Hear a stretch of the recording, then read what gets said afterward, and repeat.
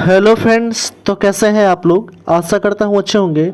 तो आज हम लोग कंटिन्यू करने वाले हैं चैप्टर नंबर 36 जो था आपका झारखंड के प्रमुख जनजाति। ठीक है, तो आज हम लोग कवर करने वाले हैं गोड़ाइत, कोरा और कंवर जनजाति, जिसमें आपको 45 ऑब्जेक्टिव क्वेश्चन कराया जाएगा। ठीक है, तो कृपया जो भी चैनल पर नए हो सब्सक्राइब कर दें, लाइक कर दें, बेल आइकन दबा दें और अलग अलग इससे रिलेटेड ग्रुप में शेयर कर दें। आते हैं हम लोग फर्स्ट क्वेश्चन की ओर। पहला क्वेश्चन है, झारखंड का जो 31वां जनजाति है वो आपका गोड़ाइत जनजाति है। ठीक है, गोड़ाइत जनजाति।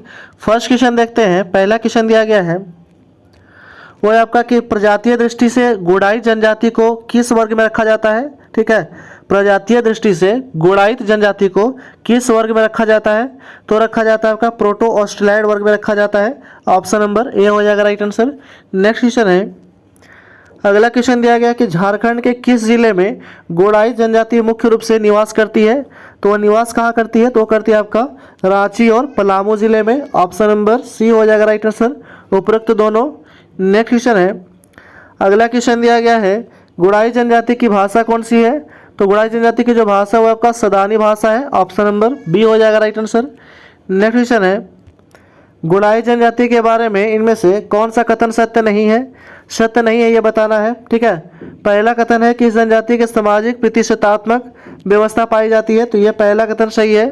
दूसरा कथन दिया गया है वो है कि इस जनजाति में संगोत्रीय विवाह निषिद्ध होता था, तो ये भी सही है। ठीक है, ये भी सही है। तीसरा है कि इस जनजाति में विधवा विवाह निषिद्ध होता था। ठीक है, इस जनजाति में विधवा विवाह जो था वो निषिद्ध होता था, तो ये भी सही है। ऑप्शन नंबर डी हो जाएगा राइट आंसर। उपरोक्त सभी कथन जो है वो क्या है, सही है। नेक्स्ट क्वेश्चन है, अगला क्वेश्चन है कि गोड़ाइत जनजाति मुख्यतः किस पेशे से संलग्न है, तो संलग्न है कृषि पेशे से। ऑप्शन नंबर ए हो जाएगा राइट आंसर। नेक्स्ट क्वेश्चन है, अगला प्रश्न है कि प्राचीन समय में गोड़ाइत जनजाति के लोगों को पेशा क्या था, तो लोगों की जो पेशा थी वो थी आपका पहरेदारी थी। ऑप्शन नंबर बी हो जाएगा राइट आंसर।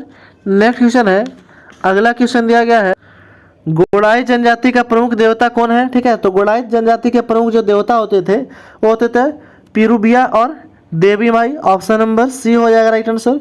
नेक्स्ट क्वेश्चन है, अगला प्रश्न है कि गोड़ाइत जनजाति के एक प्रमुख देवता पूर्बिया के बारे में निम्न से कौन सा कथन जो वो सत्य है। सत्य कथन बताना है। पहला कथन दिया गया है वो है कि पूर्बिया एक जनजातीय भूतात्मा होता था, तो ये तो सही है पहला। दूसरा है कि इस जनजाति में वर्ष में एक बार पूर्बिया जनजाति के बकरे की बलि चढ़ाई जाती थी, तो ये भी सही है। ऑप्शन नंबर सी हो जाएगा राइट आंसर। उपरोक्त तो दोनों कथन जो है वो क्या है, तो सही है। नेक्स्ट क्वेश्चन है, अगला क्वेश्चन दिया गया है कि गोड़ाइत जनजाति के पुजारी को क्या कहा जाता है, तो गोड़ाइत जनजाति के पुजारी को कहा जाता है बैगा कहा जाता है। ऑप्शन नंबर डी हो जाएगा राइट आंसर। नेक्स्ट क्वेश्चन है, अगला क्वेश्चन दिया गया हुआ है आपका कि गोड़ाइत जनजाति में जादू टोना करने वाले व्यक्ति को क्या कहा जाता है, तो जादू टोना करने वाले व्यक्ति को कहा जाता है माटी कहा जाता है। ऑप्शन नंबर सी हो जाएगा राइट आंसर। गोड़ाइत जनजाति से 10 क्वेश्चन दिया गया था ऑब्जेक्टिव, तो हम लोग कवर कर चुके हैं। नेक्स्ट हम लोग जनजाति देखते हैं वो है आपका कोरा जनजाति। ठीक है, झारखंड का 22वां जनजाति है वो है आपका कोरा जनजाति। ठीक है, फर्स्ट क्वेश्चन देखते हैं कोरा जनजाति से। पहला क्वेश्चन दिया गया कि प्रजातीय दृष्टि से कोरा जनजाति को किस समूह में रखा जाता है, तो रखा जाता है आपका प्रोटो ऑस्ट्रेलाइड समूह में रखा जाता है। ऑप्शन नंबर ए हो जाएगा राइट आंसर। नेक्स्ट क्वेश्चन है, अगला क्वेश्चन है कि रिजले के कोरा जनजाति इनमें से किस प्रजातीय समूह में वर्गीकृत किया गया है, तो वर्गीकृत किया गया है द्रविड़ में। ठीक है, ऑप्शन नंबर सी हो जाएगा राइट आंसर। नेक्स्ट क्वेश्चन है, अगला प्रश्न है कि कोरा जनजाति को इनमें से किस अन्य नाम से भी जाना जाता है, तो जाना जाता है आपका डांगर के नाम से भी जाना जाता है। ऑप्शन नंबर बी हो जाएगा राइट आंसर। नेक्स्ट क्वेश्चन है, कोरा जनजाति के बारे में इनमें से कौन सा कथन जो है वो सत्य है। सत्य कथन बताना है। पहला कथन है कि कोरा जनजाति को बोली का नाम भी कोरा है। ठीक है, कोरा जनजाति की बोली का नाम भी क्या है, कोरा है, तो ये पहला कथन सही है। दूसरा कथन दिया गया है वो है आपका कि कोरा जनजाति को बोली कोरा का संबंध मुंडारी भाषा परिवार से है, तो ये भी सही है। ऑप्शन नंबर सी हो जाएगा राइट आंसर। उपरोक्त तो दोनों कथन जो है वो क्या है, सत्य है। नेक्स्ट क्वेश्चन है, अगला प्रश्न है कि कोरा जनजाति का संकेंद्रण इनमें से मुख्यतः किस क्षेत्र में है, तो है आपका संथाल परगना क्षेत्र में जो है इसका संकेंद्रण है कोरा जनजाति का। ऑप्शन नंबर सी हो जाएगा राइट आंसर। नेक्स्ट क्वेश्चन है, रिजले ने कोरा जनजाति को कितने उपजातियों में वर्गीकृत किया था, तो 7 उप प्रजातियों में जो था वो कोरा जनजाति को वर्गीकृत किया था किसके द्वारा, तो रिजले के द्वारा वर्गीकृत किया गया था। नेक्स्ट क्वेश्चन है, अगला क्वेश्चन है कि कोरा जनजाति के संबंध में इनमें शब्दों पर विचार करना है। ठोलो, मोलो, सिखरिया और बदमिया, ये सभी क्या है, तो ये सभी जो है वो है आपका कोरा जनजाति की उपजातियां हैं ये सभी, ठीक है, कोरा जनजाति की क्या है, तो उपजातियां हैं ये सभी। नेक्स्ट क्वेश्चन है, कोरा जनजाति के लोग अपने घरों को क्या कहते थे, तो अपने घरों को ओड़ा कहते थे। क्या कहते थे, घरों को ओड़ा कहते थे। ऑप्शन नंबर बी हो जाएगा राइट आंसर। नेक्स्ट क्वेश्चन है कि कोरा जनजाति के लोग अपने गोत्र को क्या कहते थे, तो अपने गोत्र को गुष्टी कहते थे। क्या कहते थे, गुष्टी कहते थे। ऑप्शन नंबर ए हो जाएगा राइट आंसर। नेक्स्ट क्वेश्चन है, कोरा जनजाति में युवा गृह को क्या कहा जाता है, तो युवा गृह को गीति ओड़ा कहा जाता है। ऑप्शन नंबर डी हो जाएगा राइट आंसर। नेक्स्ट क्वेश्चन है, अगला क्वेश्चन है कि कोरा जनजाति में वधु मूल्य को क्या कहा जाता है, तो वधु मूल्य को पौन कहा जाता है। ऑप्शन नंबर ए हो जाएगा राइट आंसर। नेक्स्ट क्वेश्चन है, अगला क्वेश्चन है दिया गया कि कोरा जनजाति के संबंध में निम्न में से कौन सा कथन जो वो सत्य नहीं है, ये बताना है। पहला कथन है कि कोरा जनजाति वधु मूल्य की प्रथा नहीं पाई जाती थी, ठीक है, तो ये कथन क्या है, तो सत्य नहीं है पहला कथन। दूसरा कथन दिया गया है कि कोरा जनजाति के समगोत्रीय विवाह का प्रचलन था, तो ये भी कथन जो है वो क्या है, गलत है, ठीक है। तीसरा ऑप्शन दिया गया है वो है आपका कि कोरा जनजाति के लोग गोदान को स्वर्ग या नरक में अपने संबंधियों को पहचानने हेतु आवश्यक चिन्ह मानते थे, तो यह सही है। ए और बी दोनों कथन जो है क्या है, तो गलत है, ठीक है। ऑप्शन नंबर डी हो जाएगा राइट आंसर। नेक्स्ट क्वेश्चन है, अगला प्रश्न है कि कोरा जनजाति के गांव के प्रधान को क्या कहा जाता है, तो गांव के प्रधान को महतो कहा जाता था। ऑप्शन नंबर ए हो जाएगा राइट आंसर। नेक्स्ट क्वेश्चन है, अगला प्रश्न है कि कोरा जनजाति के बारे में इनमें से कौन सा कथन सत्य है, सत्य कथन बताना है। पहला कथन है कि कोरा जनजाति के गोत्रों में सबसे ऊपर कच्छ को माना जाता है, तो यह सही है पहला कथन। दूसरा कथन दिया गया है वो है आपका कि कोरा जनजाति के गोत्र में सबसे नीचे बुटकोई को माना जाता है, तो यह भी सही है, ठीक है, दूसरा कथन भी सही है। तीसरा कि कोरा जनजाति के लोग जो है एक प्रमुख त्यौहार 1.25 लाख की पूजा किए करते थे, तो ये भी सभी है, ठीक है। कोरा जनजाति के लोग एक प्रमुख त्यौहार 1.25 लाख की पूजा करते थे, पूजा है, ये भी सही है। ऑप्शन नंबर सी भी सही है। नेक्स्ट है आपका आंसर हो जाएगा आपका ऑप्शन नंबर डी हो जाएगा राइट आंसर। उपरोक्त सभी जो है वो कथन क्या तो सत्य है। नेक्स्ट क्वेश्चन है, अगला प्रश्न है कि इनमें से कौन कोरा जनजाति के प्रचलित नहीं है, प्रचलित नृत्य जो है वो नहीं है, ठीक है। इनमें से कौन सा कोरा जनजाति का प्रचलित नृत्य नहीं है, तो है आपका दोहरी, खेमटा और जिंगफुलिया जो है वो सभी जो है ये प्रचलित नृत्य है, ठीक है, सॉरी प्रचलित नृत्य है, ये पूछा गया था, ठीक है, तो सभी प्रचलित नृत्य है।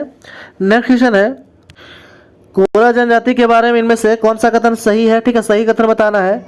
तो पहला सही कथन हो जाएगा आपका क्या हो जाएगा, ऑप्शन नंबर बी हो जाएगा। प्राचीन समय में मिट्टी कोड़ने के कार्य करने के कारण इस जनजाति को नाम कोरा पड़ा था, ठीक है, ऑप्शन नंबर बी हो जाएगा राइट आंसर। नेक्स्ट क्वेश्चन है, ठीक है, नेक्स्ट क्वेश्चन दिया गया है कि कोरा जनजाति में गांव के पुजारी को क्या कहा जाता था, तो कोरा जनजाति में गांव के पुजारी को बैगा कहा जाता था। ऑप्शन नंबर सी हो जाएगा राइट आंसर, ठीक है। तो जितने भी क्वेश्चन कराया जा रहा है ये most important exam variant question है ये, ठीक है, और झारखंड से रिलेटेड जितने भी एग्जाम आने वाले हैं उसके लिए ये मोस्ट इंपॉर्टेंट आपको सीरीज चलाया जा रहा है झारखंड स्पेशल।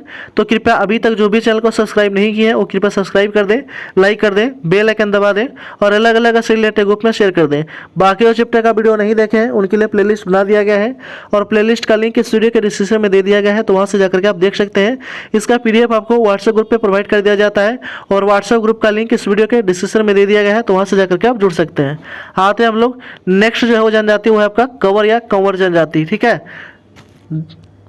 झारखंड का 23वां जनजाति है वो है आपका कवर जनजाति है, ठीक है, कवर जनजाति। तो फर्स्ट क्वेश्चन देखते हैं हम लोग। पहला क्वेश्चन है कि कवर जनजाति का संबंध किस प्रजातीय समूह से है, तो है आपका प्रोटोस्टैट समूह से है। ऑप्शन नंबर ए हो जाएगा राइट आंसर। नेक्स्ट क्वेश्चन है, कवर जनजाति किसके वंशज है, तो कवर जनजाति जो है वो है आपका कौरव के वंशज है। ऑप्शन नंबर बी हो जाएगा राइट आंसर।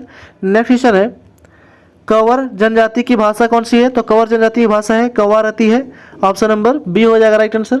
नेक्स्ट क्वेश्चन है, कवर जनजाति झारखंड की जो है वो कौन सी जनजाति है, तो 31वीं जनजाति है, ठीक है, कवर जनजाति 31वीं जनजाति है। ऑप्शन नंबर सी हो जाएगा राइट आंसर।